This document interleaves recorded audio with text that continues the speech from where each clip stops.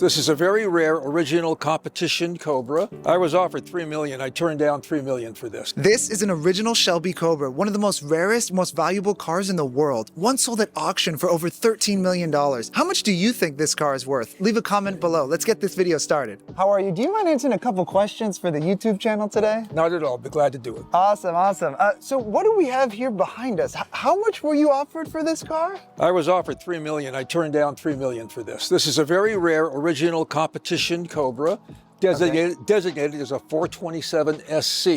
And there's only about 31 of these, so it's quite rare.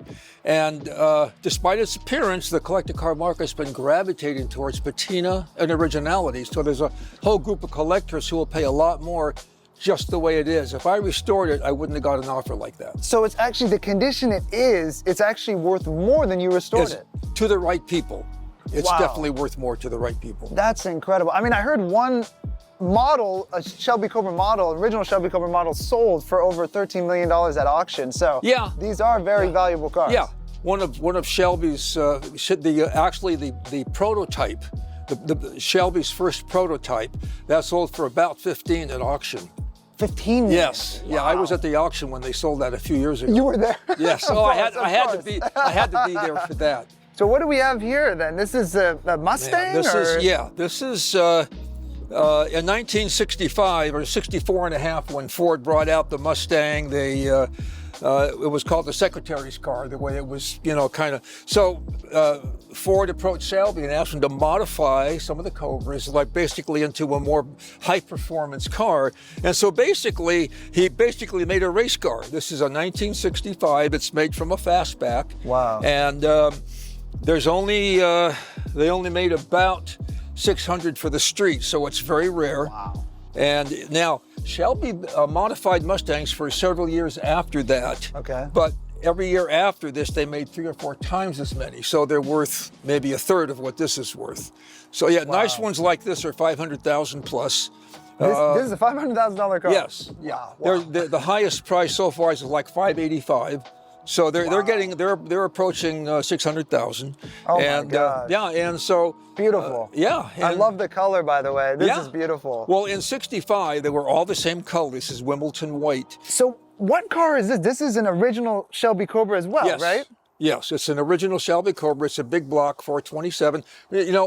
One important fact: Shelby only built about 1,000 Cobras. Okay, wow. And 2/3. Approximately were small blocks, only about 1/3 were big blocks.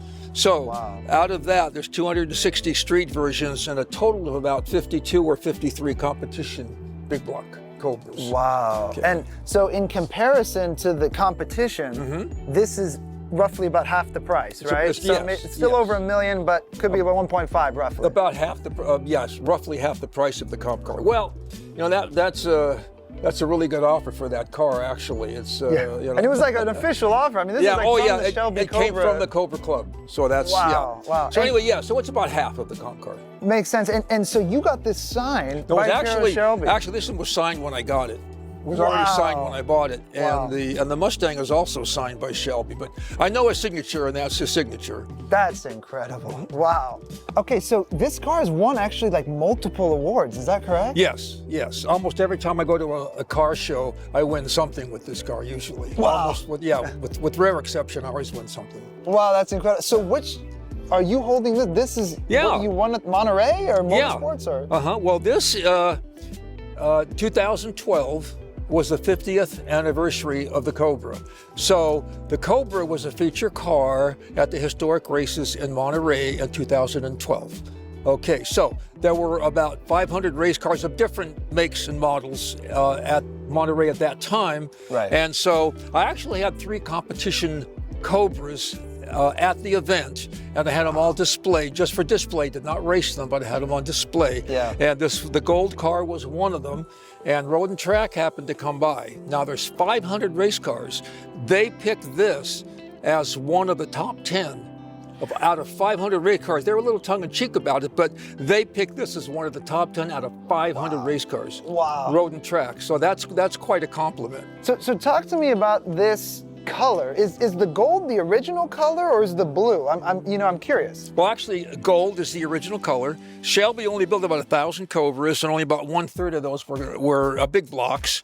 And out of that, only about 51 were competition cars. Now, out of all of that, out of all the 1,000 cars, only 2 of them left Shelby's factory in Hertz Gold.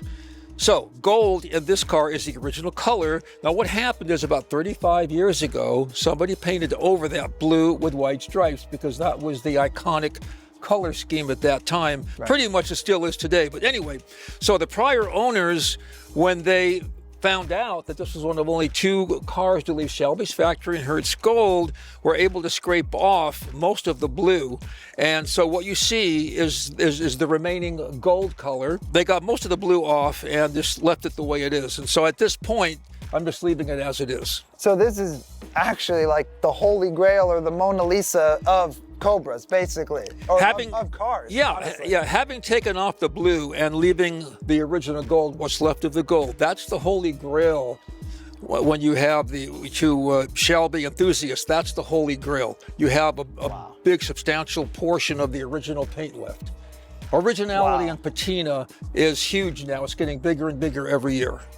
Incredible. So Anthony, what do you do for work? How are you able to afford these cars? Interesting point here. At one point, I don't know if I told you or not, at one point I had 3-4 competition Cobras. And some of the people at the Cobra Club asked the president, well, how can he afford that? And he's a hitman. He's a hitman. So that kind of became my nickname, official nickname in the Cobra Club. But anyway, no, mostly what I do is real estate. I'm not an agent, but I invest for income, and sometimes I do flips and stuff like that. So and how did you get into it? I know you were telling me. I mean, you kind of bought like after the 2008 crash. Is that right? Real estate? Well, no. I was doing investments prior to that. But what happened is, I had a whole bunch of properties. What we're doing is I was working with some people, and we were buying and fixing up and then flipping. Well, when the 07-08 market crash hit, they went bankrupt. Of course, I had deeds recorded against all the property, so they just said, here, take them. And I did. Got it. Okay. And I did, so you got it pretty low and then rode it up, basically. Rode the market up. Yeah. Oh, that's awesome. I'm curious, what would be your advice for somebody starting out and wants to get into real estate investing like yourself? You know, it's interesting how things work. There's a whole series of events that occurred in order for me to be in a position to take advantage of that type of thing. There's no easy solution or answer for that. It sounds like timing was a key factor for you. You know, getting in low. You know what I mean? At a low point of the market, so to speak. Timing is definitely a factor, but I have an educational background in business and law.